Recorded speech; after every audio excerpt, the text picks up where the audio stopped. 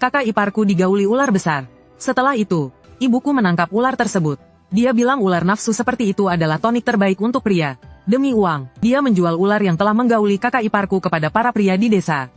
Para pria di desa, dari yang berumur 18 hingga 70 tahun, setelah memakannya, wajah mereka memerah dan leher mereka menegang. Tatapan mereka ke kakak iparku penuh nafsu. Tanpa banyak bicara, mereka menerkamnya. Sementara itu, ibuku berteriak minta tambah uang. Tambah uang. Saat itu, aku mencium aroma daging yang belum habis dipanci.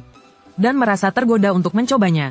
Saat aku hendak melangkah maju, kakak iparku melepaskan diri dari kerumunan dan menarikku. Dia menutup hidungku, dan menggelengkan kepalanya, berkata, "Jangan dicium, apalagi dimakan. Aku tahu kau bukan ingin makan dagingnya, tapi ingin, begituan, denganku.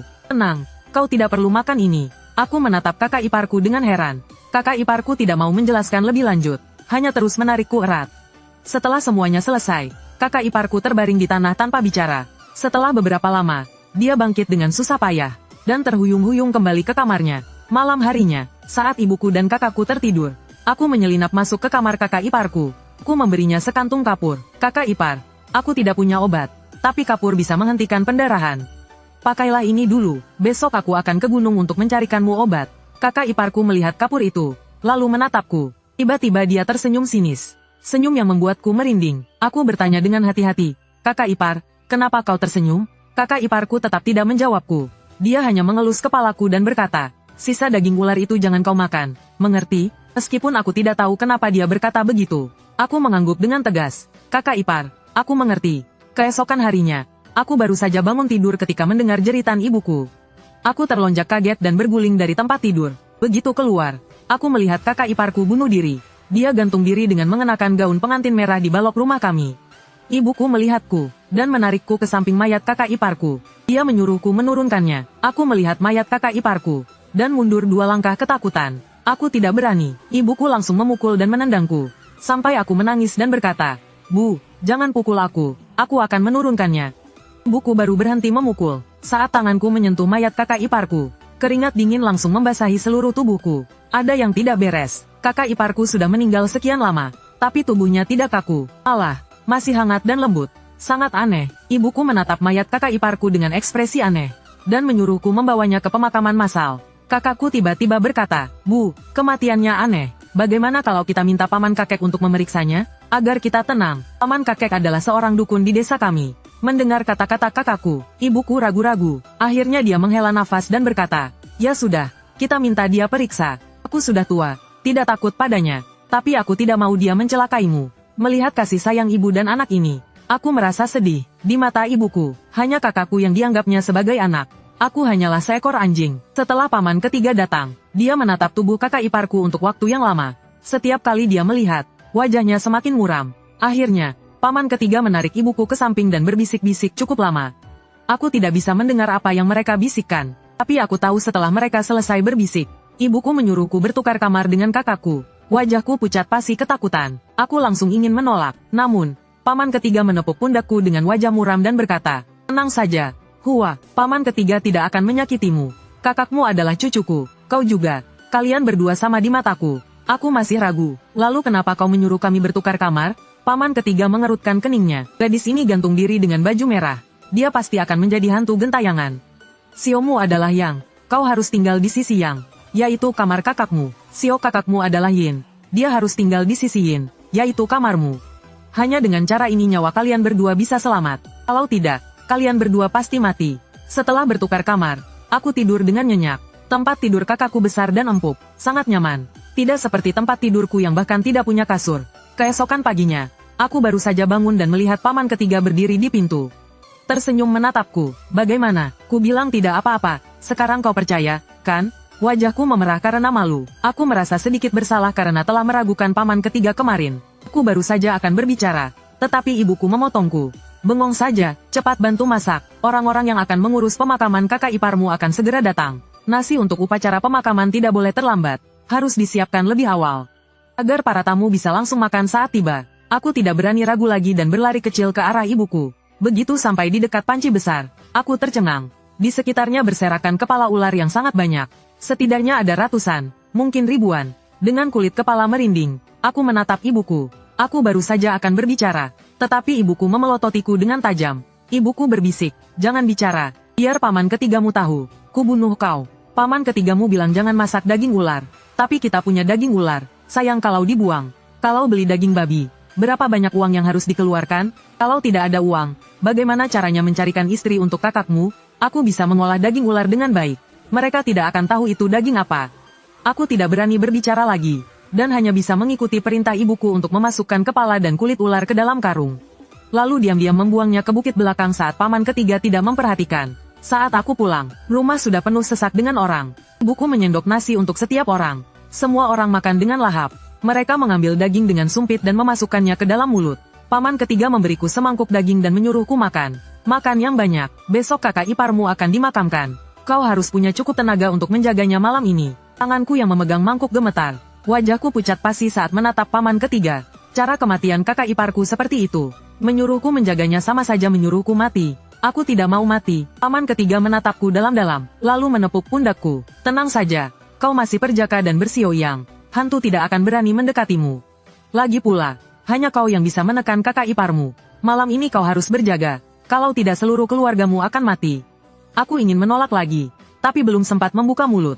Ibuku berjalan ke arahku dengan marah. Aku ketakutan dan segera menutup mulutku. Dengan patuh aku berkata, Paman ketiga, aku mengerti. Begitu paman ketiga berbalik dan pergi, kakakku langsung merebut daging dari tanganku. Lalu dia menendangku hingga jatuh ke tanah. Dia meludahiku dengan kasar. Tidur di tempat tidurku tidak apa-apa. Tapi kau pikir kau pantas makan daging ini? Aku menciut dan tidak berani membantah. Menjelang senja, saat paman ketiga pergi, dia berpesan sekali lagi padaku. Ingat, apapun yang terjadi malam ini, jangan keluar dari kamarmu. Siapapun yang memanggilmu, jangan dijawab. Mengerti? Belum sempat aku menjawab. Ibuku langsung menyela. Paman, tenang saja, begitu hari gelap, aku akan menguncinya di dalam kamar. Dikunci dari luar. Meskipun dia ingin keluar, dia tidak akan bisa. Paman ketiga menatapku yang pucat pasi, lalu menatap ibuku, tampak ragu-ragu. Tapi akhirnya dia tidak mengatakan apa-apa, hanya mengibaskan lengan bajunya dan pergi. Begitu paman ketiga pergi, ibuku langsung mengusirku ke ruang duka. Melihat peti mati berwarna merah darah, kakiku lemas. Aku memohon pada ibuku, Bu, aku pasti akan menjaga jenazah dengan baik. Aku pasti tidak akan keluar. Bisakah kau tidak mengunciku di dalam? Ibuku tidak menjawab, dia hanya menatapku dengan dingin, lalu menutup pintu. Dari celah pintu aku melihat, dia mengunci pintu dengan gembok sebesar lengan bayi. Aku menyeret tubuhku selangkah demi selangkah menuju kakak iparku. Suaraku terdengar seperti tangisan. Kakak ipar, aku tidak pernah menyakitimu. Jangan sakiti aku juga, aku hanya ingin hidup. Meskipun hidup seperti anjing, aku tetap ingin hidup. Setelah aku selesai berbicara, tidak ada suara lain di ruang duka. Aku mulai berani, aku bersandar di peti mati dan tertidur. Entah berapa lama berlalu, tiba-tiba terdengar suara aneh dari dalam peti mati. Aku terkejut dan terbangun. Aku langsung tersadar. Dengan perasaan takut, aku menempelkan telingaku ke peti mati. Di dalam peti mati, terdengar suara kuku menggaruk papan peti mati dengan jelas. Keringat dingin langsung membasahi seluruh tubuhku. Aku berlutut di samping peti mati dan membenturkan kepalaku berulang kali. Kakak ipar, kumohon, lepaskan aku. Aku tidak pernah menyakitimu. Entah sudah berapa kali aku membenturkan kepalaku, sampai kepalaku pusing. Akhirnya suara di dalam peti mati berhenti. Saat aku akhirnya bisa bernapas lega, tiba-tiba terdengar suara kunci pintu dibuka dari luar. Aku ketakutan dan bersembunyi di balik peti mati. Suara itu terus berlanjut. Rasanya setiap tarikan napasku begitu panjang. Begitu panjang hingga aku hampir mati ketakutan di sini. Tiba-tiba pintu terbuka dengan suara berderit. Kakakku, dia masuk dengan mata merah. Dia menatapku sekilas, lalu mengusirku keluar. Aku sangat senang dan langsung merangkak keluar dari ruang duka. Saat menutup pintu, aku melihat dia sedang membuka tutup peti mati. Dia langsung melompat masuk dengan tergesa-gesa. Apa yang kakakku lakukan? Aku menutup mulutku karena terkejut. Tapi kak ipar kan sudah meninggal? Apa dia tega melakukan itu bahkan pada orang mati? 1,5 menit kemudian, kakakku keluar dari ruang duka dengan wajah puas. Wajahnya, dia menatapku dengan tatapan serigala yang ganas. Malam ini aku tidak pernah ke sini, mengerti? Jika ada orang kedua yang tahu tentang ini, aku akan habisi kau. Aku ketakutan dan menciutkan leherku. Berulang kali aku meyakinkannya bahwa aku tidak akan memberitahu siapapun. Barulah dia pergi dengan tenang. Keesokan paginya, paman ketiga datang. Dia melihatku dengan ekspresi terkejut. Aku memperhatikan ekspresi wajah paman ketiga, dan bertanya dengan hati-hati, ada apa? Paman ketiga mengerutkan kening dan bertanya, apakah terjadi sesuatu tadi malam? Teringat akan peringatan kakakku tadi malam. Aku menggigit bibirku dan bersikeras mengatakan tidak. Entah paman ketiga percaya atau tidak. Dia hanya menatapku dengan tajam. Tatapan paman ketiga membuat punggungku merinding. Aku hampir tidak tahan lagi. Lebih baik aku mengatakan yang sebenarnya. Tiba-tiba, sebuah teriakan memotong tatapan paman ketiga. Itu suara ibuku. Paman ketiga bergegas ke kamar ibuku, dan melihat lengan dan leher kakakku tertutup lapisan sisik ular yang tebal. Tangannya mencakar dengan kuat. Melihat ini, wajah paman ketiga menjadi sangat muram. Dia bergumam, "Tidak mungkin. Bukankah musibah sudah dialihkan? Bagaimana mungkin ini terjadi?" Sambil berkata begitu, paman ketiga tiba-tiba meraih tanganku dan menatapku dengan wajah muram. "Tadi malam, kakakmu pergi ke ruang duka, kan?" Sebelum aku sempat menjawab, tangisan ibuku memotongnya. "Paman ketiga, jangan pikirkan itu dulu. Tolong lihat anakku. Kalau begini terus, dia tidak akan tahan." Paman ketiga terpaksa melepaskan tanganku dan menyuruhku mengambil semangkuk beras putih dari dapur. Aku tidak berani menunda dan berlari ke dapur, menyajikan semangkuk nasi putih kepada paman ketiga. Paman ketiga mengambil nasi putih itu dan menaburkannya ke tubuh kakakku sedikit demi sedikit. Begitu nasi putih menyentuh kulit kakakku, seketika asap hitam mulai mengepul. Setelah semua nasi di mangkuk habis ditaburkan, kakakku pun menjadi tenang dan pingsan di pangkuan ibuku tanpa sadar. Ibuku dengan hati-hati melihat paman ketiga. "Apakah tidak ada apa-apa dengan Jingang, paman ketiga?" Paman ketiga menggertakkan giginya dan berkata, "Makhluk ini, apakah semalam dia pergi ke ruang duka? Kenapa tubuhnya bisa begitu penuh energi negatif?" Sampai di sini, suara paman ketiga tiba-tiba berhenti. Seperti mengingat sesuatu, dia berlari dengan tergesa-gesa menuju ruang duka. Ketika membuka peti mati dan melihat jenazah kakak iparku, tubuh paman ketiga bergoyang, hampir jatuh ke tanah. Aku segera menopang paman ketiga dan mengikuti pandangan paman ketiga ke dalam peti mati. Ternyata perut kakak iparku yang semalam masih datar, sekarang membesar seperti bola. Aku melihat wajah paman ketiga pucat seperti kertas. Sambil bergumam, benar saja, karma tidak bisa dihindari. Pantas dia menerima ini. Pantas dia menerima ini." Ibuku juga datang mengejar, melihat tubuh kakak iparku, dan bingung menatap paman ketiga. "Kakek, ada apa ini?" Saat meninggal, dia tidak seperti ini. Kakek melotot ke arah ibuku sambil menggertakkan gigi. Dia berkata, "Jangan tanya aku. Apa gunanya bertanya padaku? Tanyakan pada putramu. Tanyakan apa yang telah dia lakukan. Anak durhaka, aku tidak bisa mengurus ini." Kakek mengibaskan lengan bajunya dan hendak pergi. Ibuku memegang erat lengan baju kakek. "Kakek, Anda tidak bisa seperti ini. Anda tidak bisa membiarkan Jingang. Dia kan sudah." Kakek dengan keras memotong ucapan ibuku. Akhirnya, dia menghela napas dan berkata kepada jenazah kakak iparku, "Gadis ini asal-usulnya tidak jelas. Memang sudah jahat. Apalagi dia mati secara tragis. Semakin ganas. Aku mengurus ini. Merebutnya dari tangan Dewa Maut. Menggunakan segala cara untuk memberi kalian secercah harapan. Harapan itu sudah ada.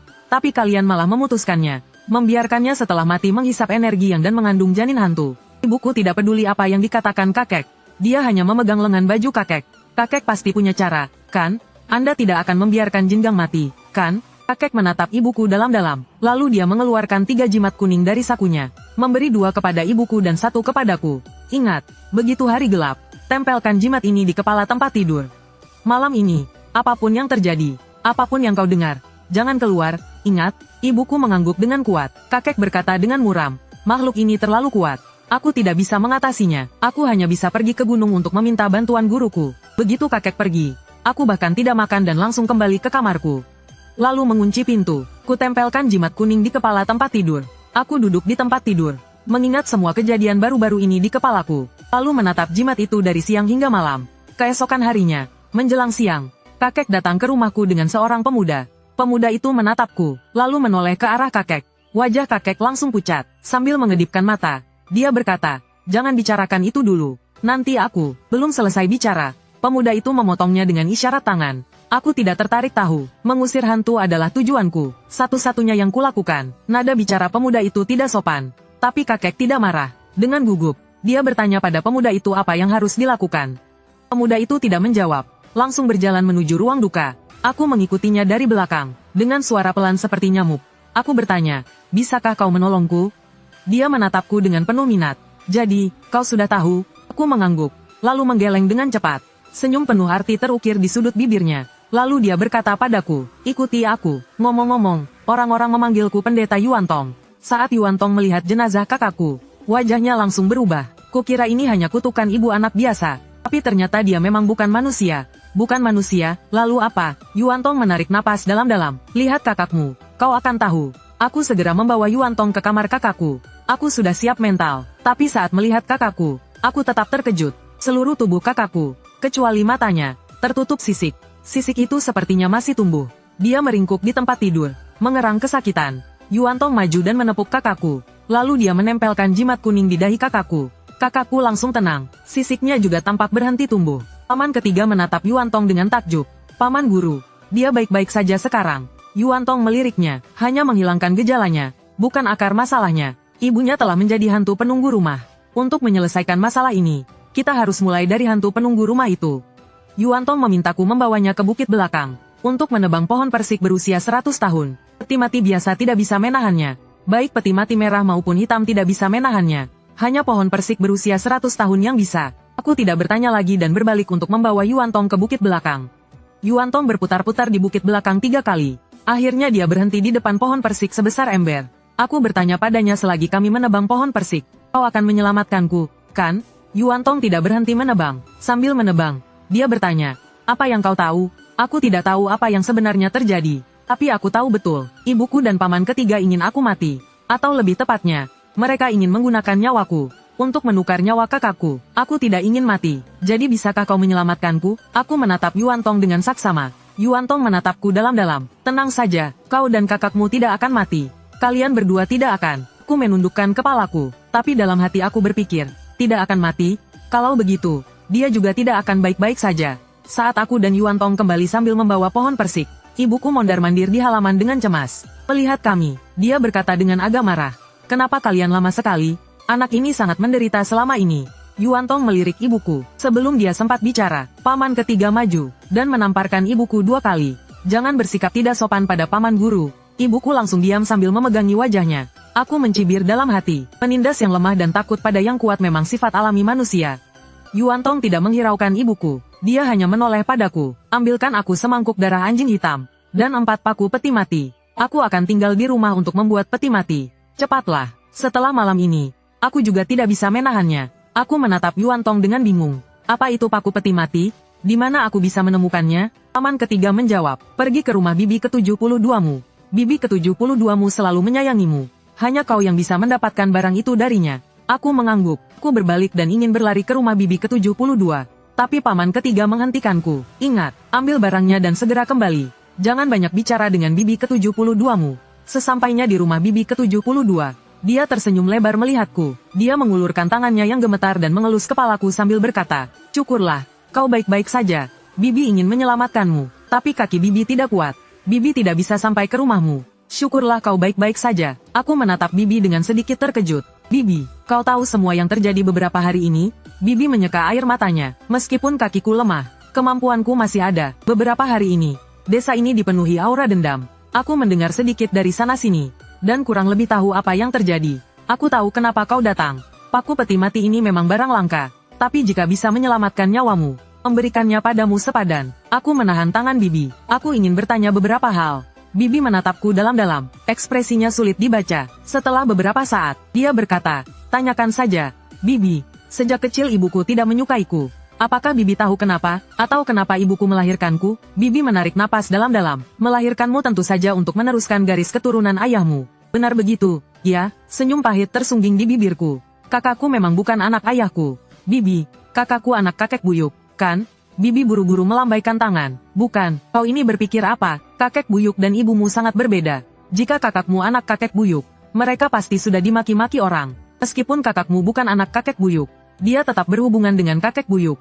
Dia cucunya." Aku menarik napas dalam-dalam. Jadi, semuanya masuk akal. Malam pertama, kakek buyuk menyuruhku bertukar kamar dengan kakakku, untuk melindunginya. Malam kedua, kakek buyuk menyuruhku berjaga di pemakaman, agar aku mati menggantikan kakakku. Jika ibuku tidak pelit dan memasak ular duyung, jika kakakku tidak makan ular duyung, dan kehilangan kendali, mungkin aku sudah mati. Bibi mengelus kepalaku dengan penuh kasih.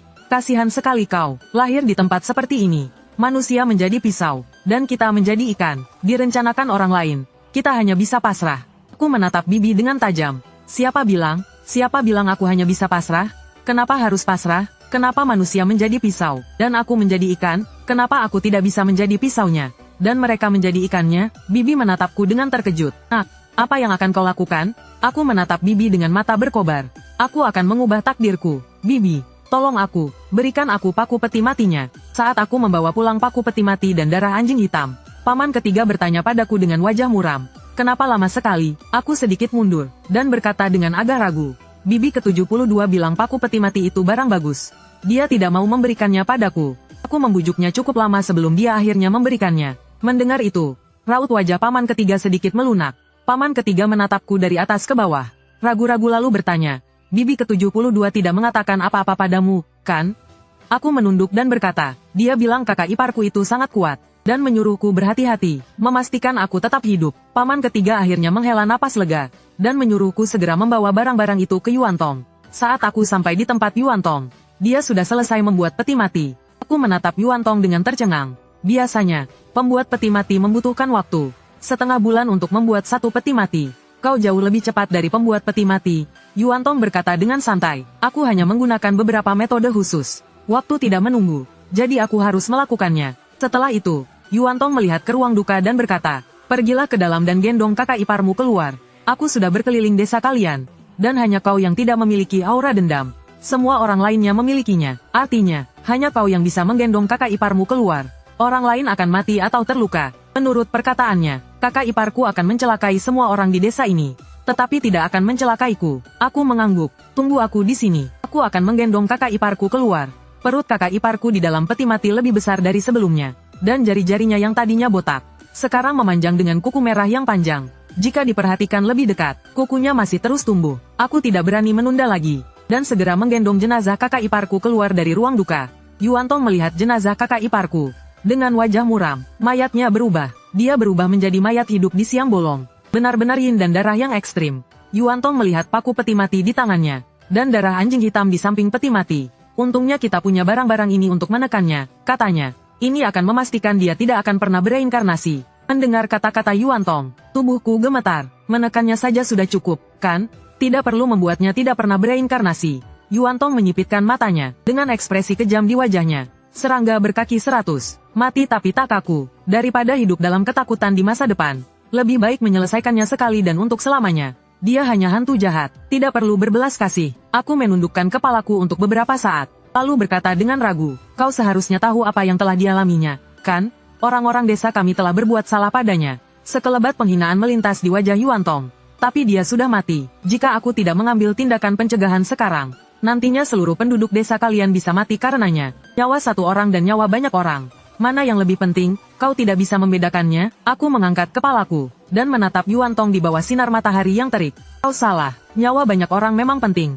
Tetapi nyawa satu orang juga penting. Setiap orang hanya punya satu nyawa. Kita tidak bisa membiarkan orang yang tidak bersalah mati mengenaskan. Hanya karena jumlah pelaku kekerasan lebih banyak. Hukum tidak menghukum massa, jelas merupakan hal yang paling tidak masuk akal di dunia. Dia tiba-tiba tertawa. Mungkin kau benar, tapi sekarang, perkataanmu tidak berpengaruh. Jika kau punya kemampuan sekarang, kau bisa melakukan apa yang kau inginkan. Tapi sekarang kau hanya bisa mengikuti aturanku. Sampai di sini, dia tidak berbicara lagi. Aku dengan patuh mendengarkan perkataan Yuan Tong, dan membantunya memaku peti mati. 1 inci demi 1 inci. Paku-paku itu tertancap di peti mati kakak iparku. Dia lalu menuangkan darah anjing hitam ke tutup peti mati. Semuanya berjalan lancar. Yuan Tong juga terlihat lebih santai. Tapi di malam hari, ketika aku melanjutkan berjaga, begitu sampai di pintu, terdengar suara kakak iparku dari dalam rumah. Xiao Hu, masuklah. Suara kakak iparku yang lembut dan lemah terdengar di telingaku, membuatku gemetar ketakutan. Bukankah kakak iparku sudah mati? Bagaimana mungkin aku bisa mendengar suaranya? Aku tergagap. Kakak ipar, aku tidak akan masuk. Malam-malam begini rasanya tidak enak. Aku pergi dulu. Aku baru saja berbalik, ketika terdengar suara isak tangis kakak iparku dari dalam rumah. Aku tahu, kau selalu membenciku. Kata-kata kakak iparku membuat hatiku sakit. Saat itu juga, aku tidak peduli apapun, dan berbalik memasuki kamar kakak iparku. Saat membuka pintu, aku tertegun. Benar saja, ada seorang wanita yang persis seperti kakak iparku, sedang duduk di atas peti mati sambil menatapku. Hanya saja, tubuhnya agak transparan. Aku memberanikan diri, dan berpura-pura santai sambil berkata, kakak ipar, apa yang kau bicarakan? Kalau bukan karenamu, aku pasti sudah mati kelaparan. Bagaimana mungkin aku membencimu? Ruangan itu gelap gulita tanpa sedikit pun cahaya. Aku tidak bisa melihat ekspresi wajah kakak iparku. Saat aku sedang cemas, sesuatu menerkamku. Itu kakak iparku. Dengan pesonanya yang alami, aku mencoba mendorongnya, tetapi aku tidak punya tenaga. Dia membelai bagian belakang kepalaku dan berkata, katamu kau tidak membenciku. Kalau begitu, buktikan padaku. Aku sedang di usia yang penuh gairah. Mana tahan digoda seperti ini. Rasanya seperti ada hawa panas mengalir ke kepalaku.